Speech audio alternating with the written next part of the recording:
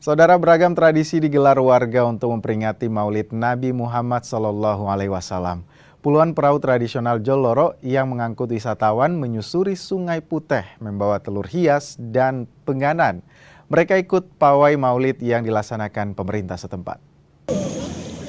Tradisi Maulid menggunakan perahu Joloro dilaksanakan di kawasan wisata Kars Ramang-Ramang, Maros, Sulawesi Selatan.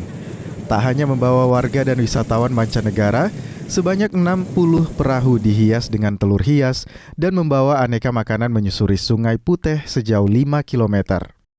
Perahu-perahu ini bergerak menuju lokasi tempat berkumpul untuk memanjatkan doa serta berzikir untuk memperingati Maulid Nabi Muhammad SAW. Warga juga membawa bakul dari daun lontar untuk menjaga nilai tradisional. Bakul yang berisi makan dan telur hias dibagikan ke pengunjung, termasuk wisatawan yang ikut dalam acara ini. Tak hanya bermakna keagamaan, tradisi ini juga menjadi momen untuk mempererat tali silaturahmi dan kebersamaan antar warga. Nabi besar Muhammad di Desa Salentang, tetapi Maulid ini dikemas dalam bentuk budaya, yaitu Maulid Joloro. Dan saya meminta kepada Dinas Pariwisata untuk memasukkan agenda Maulid Joloro ini sebagai event tahunan. Selain melestarikan budaya, tradisi Maulid Perahu ini juga menjadi ajang promosi wisata Ramang-Ramang yang dikenal dengan bentang alamnya.